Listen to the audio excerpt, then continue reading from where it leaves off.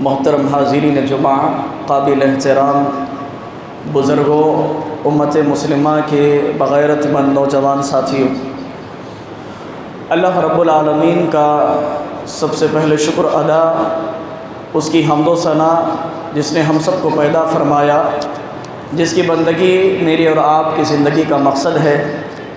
بعد درود و سلام کا تحفہ نازل ہو تمام انبیاء کرام پر، بالخصوص اللہ رب العالمین کے آخری پیغمبر جناب مصطفیٰ محمد الرسول اللہ صلی اللہ علیہ وسلم پر، آپ کے آل و اصحاب پر اللہ رب العالمین اپنا رحم و کرم فرمائے ہم سب پر، آمین۔ حاضرین کرام، پچھلی جمعہ خطبے کا جو عنوان تھا وہ اللہ رب العالمین سے ہمارا رشتہ کیا ہے اور کیسا ہونا چاہیے، اس تعلق سے قرآن و سنت کی روشنی میں ہم نے کچھ باتیں آپ حضرات کے سامنے رکھی تھی۔ آئیے آج کی اس جمعہ میں ہم دیکھتے ہیں کہ محمد الرسول اللہ صلی اللہ علیہ وسلم یعنی اللہ رب العالمین کے آخری پیغمبر سے ہمارا کیا رشتہ ہے اور کس جذبے سے آپ صلی اللہ علیہ وسلم سے محبت کرنا چاہیے، وہ کیا تقاضے ہیں جس کے پورے کرنے کے بعد محبت کا دعویٰ ثابت ہو سکتا ہے۔ آج کی اس جمعہ میں اللہ رب العالمین نے توفیق دی تو ہم اس کو سنیں گے بھی اور اس پر عمل کرنے کا ارادہ بھی کریں گے، آمین تقبل یا رب العالمین۔ محترم حاضرین، آج دنیا میں ہم بہت سارے رشتوں سے محبت کرتے ہیں۔ جب محبت کا نام آتا ہے تو سب سے پہلے والدین کا ذکر ہوتا ہے۔ ہم والدین سے محبت کرتے ہیں، دوست احباب سے محبت کرتے ہیں، شادی ہو جائے بیوی سے محبت کرتے ہیں، پھر بچے ہو جائے تو اولاد سے محبت کرتے ہیں۔ ان تمام رشتوں سے ہم محبت کرتے ہیں۔ کوئی ہم سے پوچھے کہ آپ ان تمام رشتوں سے کیوں محبت کرتے ہیں، بھائی ماں باپ سے کیوں محبت کرتے ہیں؟ جواب ہمارا ہے کیونکہ اللہ رب العالمین نے ہمیں ان سے محبت کا حکم دیا۔ ان کے بہت سارے احسانات ہیں ہم پر۔ ماں نے 9 مہینے تک مسلسل اپنی گود میں رکھ کر کے ہمیں پالا ہے، 2 سال تک مسلسل اپنا خون دودھ کی شکل میں ہمیں پلایا ہے، اور باپ نے ہمیں محنت و مشقت کے ذریعے سے پال پوس کر کے بڑا کیا۔ ظاہر سی بات ہے ہمیں اپنے ماں باپ سے محبت ہے۔ اسی طرح بیوی کیونکہ ہمارا نکاح ہوا ہے اس کے ساتھ، اپنا گھر چھوڑ کے ہمارے لیے ہمارے گھر آ کر کے رہ رہی ہے، ہماری خدمت کرتی ہیں، ہم سے محبت کرتی ہے، بدلے میں ہم بھی اس سے محبت کرتے ہیں۔ اور اولاد سے انسان کی فطری محبت ہوتی ہے۔ تو ہر رشتے سے محبت کرنے کے پیچھے ایک نہ ایک وجہ جڑی ہوئی ہے، ایک نہ ایک ریزن جڑا ہوا ہے۔ سوال یہ ہے کہ محمد الرسول اللہ صلی اللہ علیہ وسلم سے ہمارا رشتہ کیا ہے اور ہم محبت کیوں کرتے ہیں؟ نبی صلی اللہ علیہ وسلم سے محبت ہم کیوں کرتے ہیں، اس کو بتانے سے پہلے میں آپ کے سامنے بات رکھنا چاہتا ہوں کہ نبی صلی اللہ علیہ وسلم سے محبت کیسی ہونی چاہیے، نبی سے ہمارا رشتہ کیا ہے، کس جذبے سے نبی صلی اللہ علیہ وسلم کو چاہنا چاہیے۔ ہم نے پچھلی جمعہ بھی اس آیت کا ذکر کیا تھا جس کو اللہ تعالیٰ نے سورۃ توبہ میں ذکر کیا۔ ان آیت ہی کو سامنے رکھتے ہوئے ہم یہ بتلا سکتے ہیں کہ جن رشتوں کا اللہ تعالیٰ نے سورۃ توبہ کی اس آیت میں ذکر کیا، مسلسل 8 رشتے اللہ نے ذکر کیے ہیں۔ ان رشتوں کو ذکر کرنے کے بعد اللہ نے کہا کہ اگر اللہ سے بڑھ کر انہیں چاہتے ہو تو اللہ کے عذاب کا انتظار کرو۔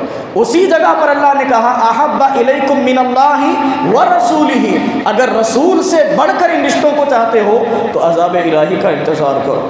اور یاد رکھیں یہاں پر غور کرنے کی بات یہ ہے کہ یہ جو رشتے 8 رشتے اللہ نے گنائے ہیں، ماں باپ ہے، اولاد و والدین ہیں، بھائی ہے، کنبے قبیلے والے ہیں، ہماری تجارت ہے، ہمارے محلات ہے، ہماری آسائش ہے، تمام جو رشتے دنیا میں ہمارے لیے نعمت ثابت ہوتے ہیں، اگر ہم اللہ اس کے رسول سے بڑھ کر ان سے محبت کریں گے، محمد الرسول اللہ صلی اللہ علیہ وسلم سے بڑھ کر انہیں چاہیں گے تو یہی نعمت ہوگی جو روز قیامت ہمیں عذاب جہنم میں لے جانے کی وجہ بنے گی۔ یہی وہ نعمت ہوگی جو قیامت کے دن جہنم میں جانے کا سبب بنے گی۔ کیا کہہ رہے آپ؟ ہاں بھائی، ماں باپ سے محبت اس قدر نہ ہو کہ اللہ اس کے رسول سے زیادہ محبت کر بیٹھے، نتیجہ یہ ہوگا کہ جہنم کی آگ میں جھونکے جائیں گے۔ رشتہ داری اس قدر ہمیں آر نہ دلائے دین اسلام پر عمل کرنے سے کہ کہیں یہی رشتہ داری ہمیں جہنم میں لے جانے کا سبب نہ بن جائے۔ میرے بھائیوں، یہی وہ رشتے دنیا میں نعمت تو ہے، اگر ان کی حدوں کو ہم نے پامال کیا، ان کو محدود نہیں رکھا، ان کی محبتوں کو اللہ اس کے رسول پر غالب کر دیا، یہی رشتہ داریاں ہیں جو روز قیامت ہمیں جہنم میں لے جانے والی۔ تو معلوم ہوا کہ نبی سے ہمارا رشتہ کیا ہے، ان تمام رشتوں سے بڑھ کر ہے، بلکہ اللہ کے نبی صلی اللہ علیہ وسلم نے واضح بیان فرما دیا۔ عمر رضی اللہ تعالیٰ عنہ کے ہاتھ میں ہاتھ ڈال کر کے نبی صلی اللہ علیہ وسلم چل رہے ہیں، ایک جگہ جا رہے ہیں، راستے میں چلتے چلتے حضرت عمر رضی اللہ تعالیٰ نے کہا اللہ کے رسول مجھے آپ سب سے زیادہ عزیز ہے سوائے میری جان کے، میں آپ کو سب سے زیادہ محبت کرتا ہوں لیکن اپنی جان سے زیادہ محبت نہیں کرتا۔ نبی صلی اللہ علیہ وسلم نے کہا ہے عمر تمہارے محبت کا دعویٰ مکمل نہیں ہوا جب تک کہ میں تمہیں تمہاری جان سے زیادہ محبوب نہ ہو جاؤں، تمہاری محبت کا دعویٰ ادھورا ہے، ناقص ہے، نامکمل ہے۔ اسی وقت حضرت عمر رضی اللہ تعالیٰ نے کہا اللہ کے رسول اگر ایسی بات ہے محبت کے دعوے کو ثابت کرنے کے لیے ہمیں آپ کو اپنی جان سے زیادہ چاہنا پڑے، محبت کرنا پڑے، تو آج کے بعد آپ مجھے اپنی جان سے بھی زیادہ محبوب ہے۔ تو اللہ کے نبی صلی اللہ علیہ وسلم نے کہا اے عمر اب تمہارا ایمان مکمل ہوا، فقط استکمل ایمان، تم نے اپنا ایمان مکمل کیا، تم نے اپنا مجھ سے محبت کا دعویٰ مکمل کیا۔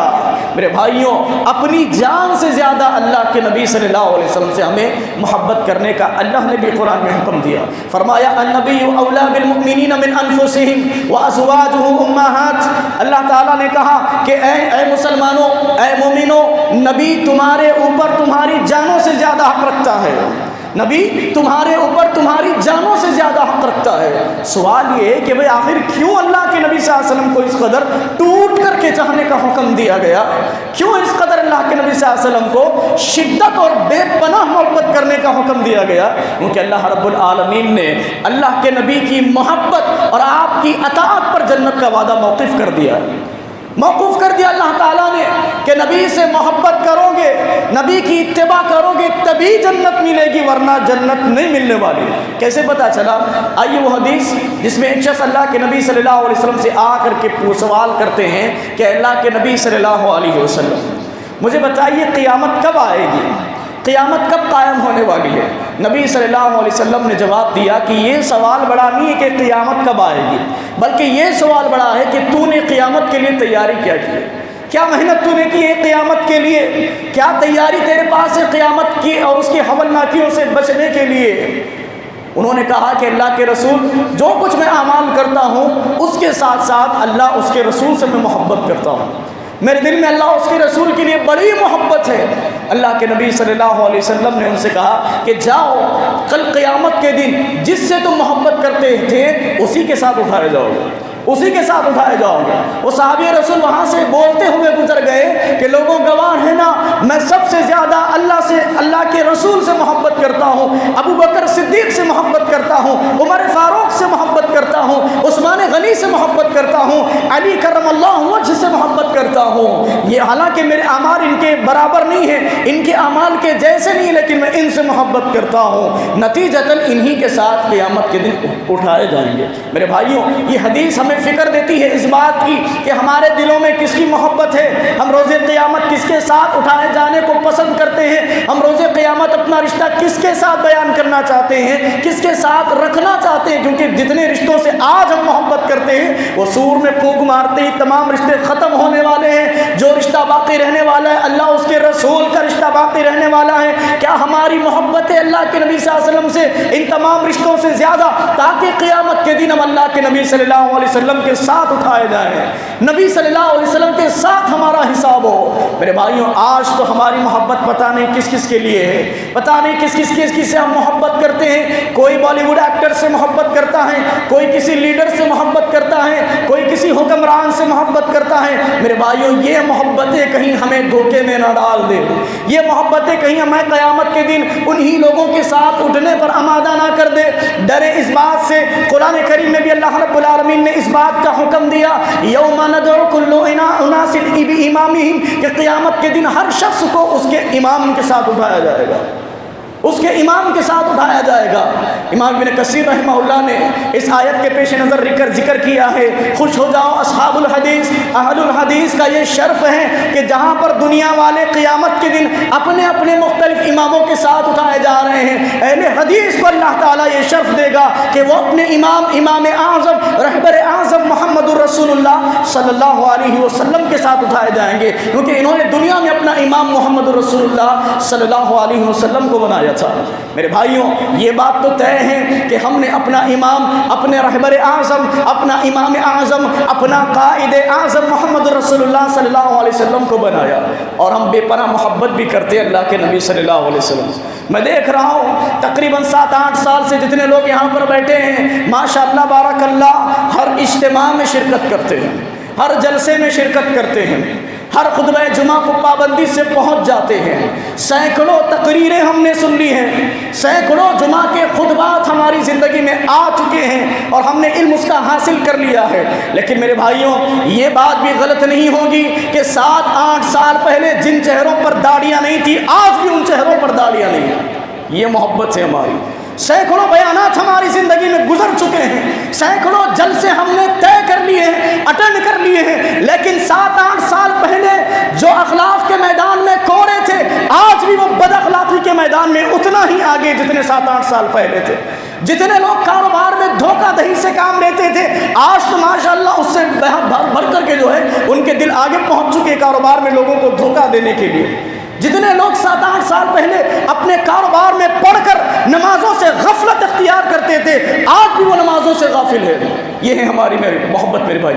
کیا ہمیں سنت رسول 7-8 سال تک بھی سمجھ میں نہیں آ رہی ہے؟ کیا آج تک بھی ہم نے نبی کی سنت کو نہیں پہچانا؟ کیا ہمیں نہیں معلوم کہ اللہ کے نبی صلی اللہ علیہ وسلم کے اخلاق کیا تھے؟ کیا ہمیں نہیں معلوم سنت کی کیا اہمیت ہے؟ داڑھی کا کیا حکم ہے ہمیں نہیں معلوم؟ کیا ہم نے اتنے بیانات سن کر کے بھی اس بات کا علم حاصل نہیں کیا کہ بے نمازی کا روز قیامت انجام کیا ہے؟ کیا انجام ہے بے نمازی کا؟ میرے بھائیوں، اللہ کے نبی صلی اللہ علیہ وسلم سے کیا ہمارے محبت کے دعوے جھوٹے نہیں ہیں؟ کیا نبی صلی اللہ علیہ وسلم سے اطاعت کے دعوے جھوٹے نہیں ہیں؟ یہی وہ چیزیں تھی جس کو دینے کے لیے اللہ کے نبی صلی اللہ علیہ وسلم کو بھیجا گیا۔ اخلاق کو مکمل کرنے کے لیے نبی آئے، دنیا جہان سے رسومات کو نکالنے کے لیے اللہ کے نبی صلی اللہ علیہ وسلم آئے۔ لیکن ماشاءاللہ اتنے سالوں سے ہم سنتوں کے بارے میں بیان سن رہے ہیں، لیکن آج بھی ہمارے گھروں میں ہندوانہ رسموں کی ایجاد ہے کہ نہیں ہے؟ کیا آج ہماری بچی گھر سے اس وقت نہیں اٹھتی جب تک کہ اس کے ہاتھ، اس کا چہرہ پیلا نہ کیا جائے؟ جب تک ہمارے گھر میں بہنوئی نہیں آتا، جب تک کہ اس کی انگلی اس کی سالی نہ پکڑے، جب تک کہ ہمارے گھر میں بھاوج نہیں آتی، جب تک کہ اس کا دیور اسے جا کر کے دیکھ نہ لے، ہمیں دین اب تک بھی سمجھ میں نہیں آیا میرے بھائی۔ یہ تمام اعمال اس بات کے گواہ ہیں کہ ہم نے سنت کو ابھی تک بھی نہیں جانا ہے۔ اتنے سینکڑوں بیان ہم نے سن لیے میرے بھائیوں۔ صرف دعوے سے محبت نہیں ملتی۔ ایک صحابی رسول اللہ کے نبی صلی اللہ علیہ وسلم کے پاس آتے ہیں، آ کر کے اللہ کے نبی صلی اللہ علیہ وسلم سے پوچھتے ہیں کہ اللہ کے نبی صلی اللہ علیہ وسلم، میں آپ سے بڑی محبت کرتا ہوں، جب آپ کی مجلس میں ہوتا ہوں تو آپ کی چہرے کو دیکھ کر کے سکون حاصل کرتا ہوں، لیکن جب اپنے گھر کو جاتا ہوں، اپنی بیوی بچوں میں مصروف ہو جاتا ہوں، اور جب آپ کی یاد آتی ہے تو فوراً آپ کے دیدار کے لیے چلا آتا ہوں، لیکن اللہ کے رسول مجھے اس دن کی فکر ہے جب میں مر جاؤں گا اور آپ بھی اس دنیا سے چلے جائیں گے۔ اللہ کے رسول، آپ تو قیامت کے دن اعلیٰ مقام پر ہوں گے، جنت الفردوس آپ کا ٹھکانہ ہے، لیکن مجھے جنت مل بھی جائے تو ادنا جو ہے جنت ہوگی، ادنا درجے کی جنت ہوگی، وہاں پر اگر آپ کی یاد آ جائے تو میں آپ سے ملاقات کیسے کروں گا؟ نبی صلی اللہ علیہ وسلم سے سوال کر لیا صحابی رسول نے، کیونکہ اللہ کے نبی صلی اللہ علیہ وسلم کے پاس اس کا جواب نہیں تھا۔ نبی صلی اللہ علیہ وسلم وحی کا انتظار کر رہے ہیں۔ اللہ رب العالمین نے وحی نازل فرمائی، کہا اولئک الذین مع اللہ مع النبیین والصدیقین والشہداء والصالحین وحسن اولئک رفیقا، کہ من یطع الرسول، کہ جو اللہ کے نبی صلی اللہ علیہ وسلم کی اطاعت کرے گا، روز قیامت اس کو اللہ کے نبی کے ساتھ، شہداء کے ساتھ، صدیقین کے ساتھ اور صالحین کے ساتھ اٹھایا جائے گا۔ جب انہوں نے یہ جواب سنا تو جب ان کے دل کو اطمینان ہوا کہ میں نبی سے محبت کرتا ہوں تو نبی کے ساتھ اٹھایا جاؤں گا۔ یہاں پر کسوٹی کیا رکھی گئی، معیار کیا بتایا گیا، وَمَن يُطِعِ الرَّسُولَ، جو اللہ کے نبی کی اطاعت کرے گا۔ آپ دیکھیے نبی صلی اللہ علیہ وسلم کی عمومی دعوت کیا تھی؟ آپ کی عمومی دعوت یہی تھی کہ لوگوں اپنا عقیدہ اللہ سے جوڑو۔ اللہ کے نبی صلی اللہ علیہ وسلم کی مکمل دعوت کا لب لباب یہی تھا، اپنے اخلاق کو درست کرو، اپنے معاملات کو درست کرو۔ آج ہمارے معاملات درست نہیں ہیں، آج ہمارے کاروبار میں دھوکہ دھڑی ہے۔ میرے بھائیوں، آج ایک مسلمان ہونے کے باوجود بھی اپنے بیپاریوں سے یا اپنے کاروباری تعلقات سے اس قدر بے خوف ہو چکا ہے اور اللہ سے اس قدر بے خوف ہو چکا ہے، جب اب تک جو علم نہیں تھا ہزاروں کی دھوکے بازی، جب علم آ گیا ہے اس کے باوجود بھی لاکھوں کی دھوکے بازیاں۔ میرے بھائی، آپ کو پتہ ہے سیرت میں بہت ساری احادیث میں نبی صلی اللہ علیہ وسلم نے اس بات کا ذکر کیا کہ یہ ہم میں سے نہیں، جو دھوکہ دے من غش فلیس منا، جو دھوکہ دے وہ ہم میں سے نہیں۔ آج ہم بھی یہی کہتے ہیں کہ جو بازار میں لوگوں کو کاروبار میں دھوکہ دیتے ہیں وہ سلف صالحین کے طریقے پر نہیں ہے، اگرچہ کہ وہ دعویٰ کرتے ہیں کہ ہم سلفی عقیدہ رکھتے ہیں۔ جس طرح نبی نے اس وقت یہ بتایا کہ دھوکہ دینے والا مسلمان نہیں ہو سکتا، دھوکہ دینے والا نبی کی اطاعت کرنے والا نہیں ہو سکتا، آج بھی مٹھی بھر اگرچہ کہ ہم یہ دعویٰ کرتے ہیں کہ جو نبی کی اطاعت مکمل طور پر کرے گا وہی سلفی عقیدے پر ماننے والا اور سلفی عقیدے پر عمل کرنے والا ہے۔ جو لوگوں کو کاروبار میں دھوکہ دے وہ اللہ کے نبی صلی اللہ علیہ وسلم سے محبت کرنے والا نہیں ہو سکتا، وہ ہم میں سے نہیں۔ جس طرح نبی صلی اللہ علیہ وسلم نے ان کے ساتھ برات کا اعلان کیا، ہم بھی اس کے تعلق سے برات کا اعلان کرتے ہیں کہ جو کاروبار میں دھوکہ دے، لوگوں کو دھوکے بازی سے کام لے لوگوں کے ساتھ، وہ ہم میں سے نہیں۔ اس کا یہ معنی ہے کہ اپنے آپ کو اور اپنے گروہ کو، اپنے منہج کو دھوکے بازوں سے بچا لے۔ اسی لیے اللہ کے نبی صلی اللہ علیہ وسلم نے کہا تھا من غش فلیس منا، جو دھوکہ دے وہ ہم میں سے نہیں۔ میرے بھائیوں، سنت رسول کا دعویٰ کوئی معمولی دعویٰ نہیں، محبت رسول کا دعویٰ کوئی معمولی دعویٰ نہیں ہے۔ نبی سے کیوں محبت کریں ہمارا عمومی سوال ہے، نبی سے کیوں محبت کریں ہمارا اصل تقاضا ہے۔ میرے بھائیوں، اللہ کے نبی صلی اللہ علیہ وسلم کے بارے میں میرے بھائیوں آپ جان لیجئے کہ اگر دنیا میں کوئی ہم پر احسان کرتا ہے تو ہم زندگی بھر اس کے احسان تلے دب جاتے ہیں، اس کے احسان فراموشی نہیں کرتے۔ نبی صلی اللہ علیہ وسلم نے ہم پر کیا احسان کیا؟ اللہ رب العالمین نے قرآن کریم میں ارشاد فرمایا کہ یہ نبی جن کا بھیجا جانا تم پر اللہ کا احسان ہے، عزیز علیہ ما عنتم حریص علیکم بالمؤمنین رؤوف الرحیم۔ تم پر تکلیف پہنچتی ہے، نبی اس کا درد محسوس کرتے ہیں۔ تم پر تکلیف، نبی پر شاق گزرتی ہے، تمہیں تکلیف ہوتی ہے، درد اللہ کے نبی صلی اللہ علیہ وسلم کو ہوتا ہے۔ آپ دیکھیے اللہ کے نبی صلی اللہ علیہ وسلم کی تمام زندگی میں نبی صلی اللہ علیہ وسلم امت کا درد لے کر کے زندگی گزارتے تھے۔ اللہ کے نبی صلی اللہ علیہ وسلم کو مسواک بڑا پسندیدہ تھا، نبی صلی اللہ علیہ وسلم کو مسواک بڑا عزیز تھا، حتیٰ کہ آپ کی زندگی کے اختتام کے وقت بھی آپ کی نظر جب مسواک پر پڑی تو اشارے سے نبی صلی اللہ علیہ وسلم نے بتایا کہ مجھے مسواک کروائی جائے۔ لیکن اتنی محبت کے باوجود بھی نبی صلی اللہ علیہ وسلم مسواک کو اپنی امت پر عائد نہیں کرتے۔ فرماتے ہیں لولا ان اشق علی امتی لامرت بالسواک عند کل صلاۃ، کہ اگر مجھے میری امت پر مشقت کا ڈر نہ ہوتا تو میں ہر نماز کے ساتھ مسواک کرنا فرض قرار دے دیتا۔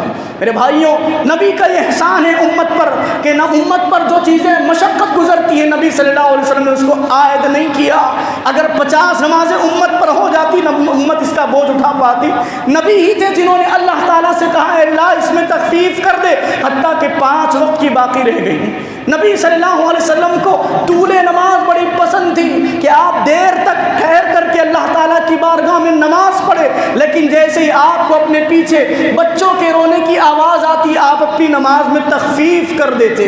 اللہ کے نبی صلی اللہ علیہ وسلم کو پسند تھا عشاء کی نماز کو آخری پہر تک پڑھنا، دیر تک پڑھنا۔ پڑھنا، لیکن اللہ کے نبی صلی اللہ علیہ وسلم نے امت پر یہ بوجھ بن جائے گا، اسی لیے نبی صلی اللہ علیہ وسلم نے اس پر تخفیف فرمائی۔ میرے بھائیوں، اللہ کے نبی صلی اللہ علیہ وسلم اپنی امت سے کتنی محبت کرتے ہیں۔ قرآن کریم پڑھ رہے ہیں، آپ گزرے اس آیت سے جہاں حضرت ابراہیم علیہ السلام اپنے رب سے کہہ رہے ہیں فمن تبعنی فانہم منی ومن عصانی فانک غفور رحیم، کہ اے اللہ اگر جو میری اتباع کرے گا وہ تو میرا ہے، لیکن جو میری اتباع اور پیروی نہ کرے، روگردانی کرے، اور تو بڑا غفور الرحیم ہے، تو جانے ان کا معاملہ کیا ہوگا۔ اسی طرح حضرت عیسیٰ علیہ السلام کی دعا پڑھ رہے ہیں اپنی امت کے تعلق سے کہ وہ اپنی امت کی فکر کر رہے ہیں۔ نبی صلی اللہ علیہ وسلم کو اپنی امت کی فکر لاحق ہو گئی، فبکا، اللہ کے نبی صلی اللہ علیہ وسلم رونے لگے۔ اللہ رب العالمین نے حضرت جبریل علیہ السلام کو بھیجا کہ جبرائیل جاؤ محمد رسول اللہ سے پوچھو کہ وہ کیوں رو رہے ہیں۔ حضرت جبرائیل آ کر کے پوچھتے ہیں، حالانکہ ان کے پوچھنے سے پہلے اللہ کو معلوم ہے نبی کیوں رو رہے ہیں۔ نبی صلی اللہ علیہ وسلم نے بتایا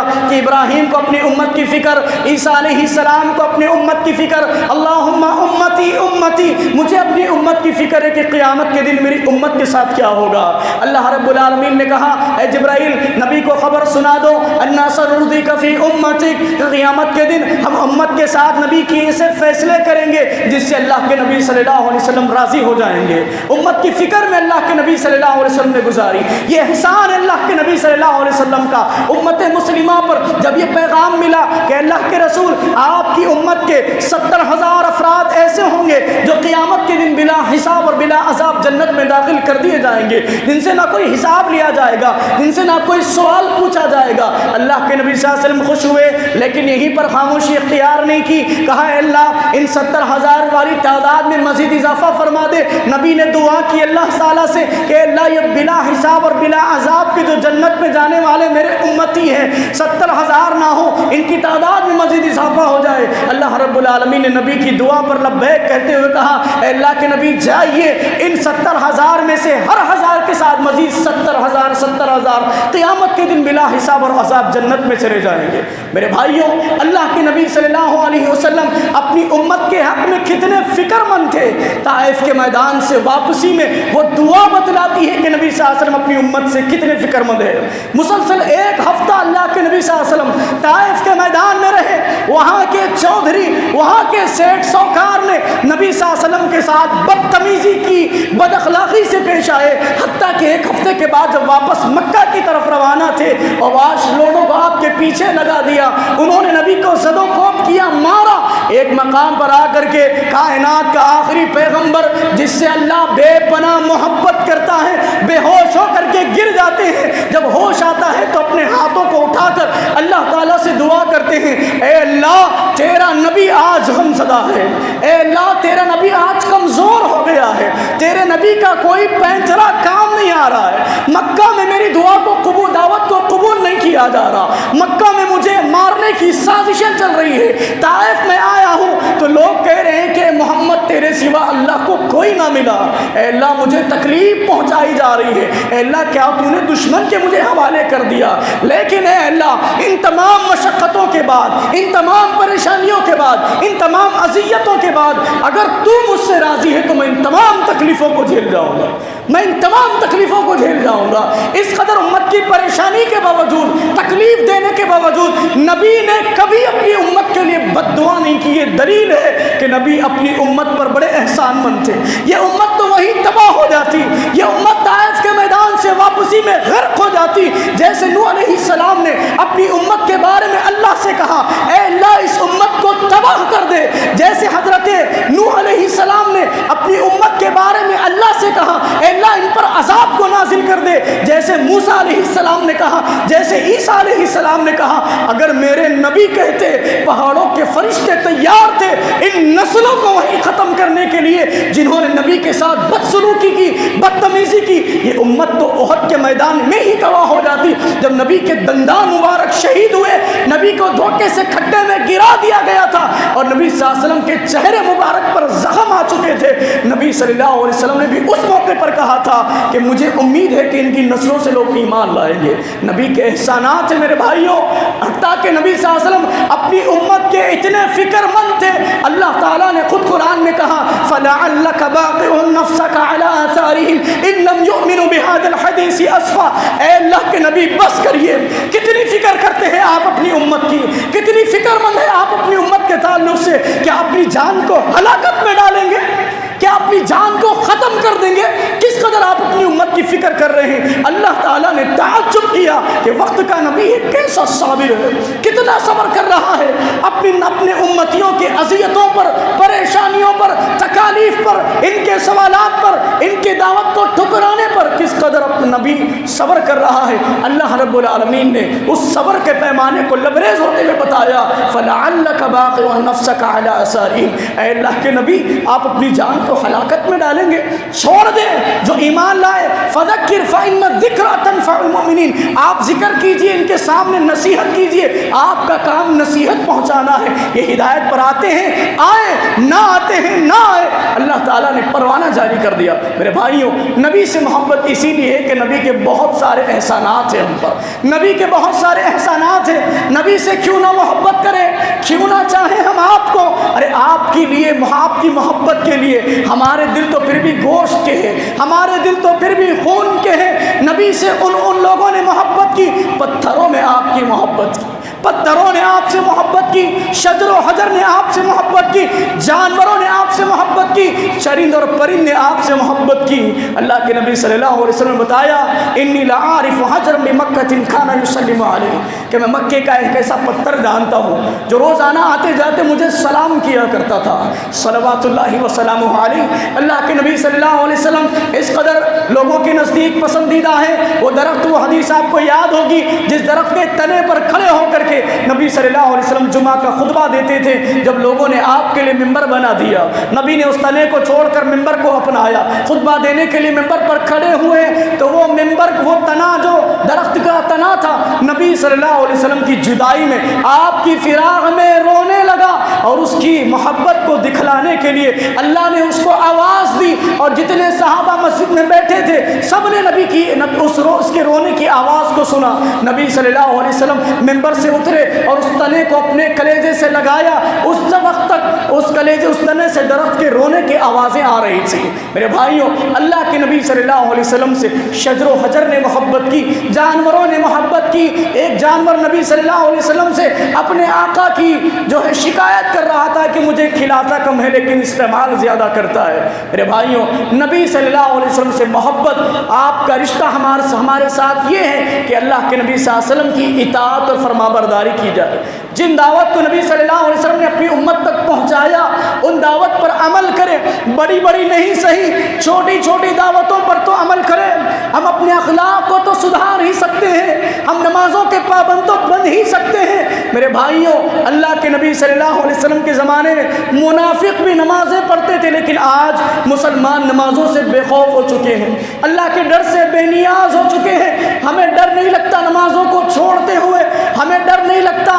اللہ تعالیٰ کی ندا دی جاتی ہے آؤ نماز کی طرف، آؤ کامیابی کی طرف، ہمارے کانوں تک آواز جاتی ہے، لیکن ہمارے ضمیر اتنے بے ضمیر ہو چکے ہیں، اتنے گر چکے ہیں، ہم اپنے کاروبار کو چھوڑ کر، اپنی نفسیات کو چھوڑ کر، اپنی خواہشات کو چھوڑ کر نماز کے لیے حاضر ہونے کو تیار نہیں ہے۔ میرے بھائیوں، یہ بے ضمیری ہمیں کہاں تک لے جائے گی؟ جنت تک تو نہیں لے جا سکتی، جہنم تک برابر لے جائے گی۔ اگر دین کے معاملے میں اس قدر بے شعور رہیں گے، دین کے معاملے میں اگر اس قدر بے ضمیر رہیں گے، جنت کی خوشبو تو دور کی بات ہے، جہنم ہمارا ٹھکانہ ہوگا۔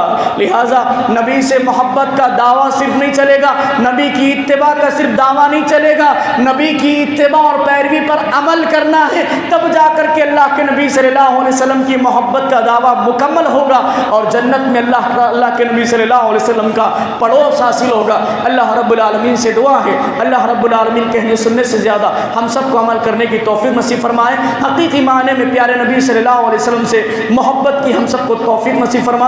آمین، تقبل یا رب العالمین، وآخر دعوانا الحمد للہ رب العالمین۔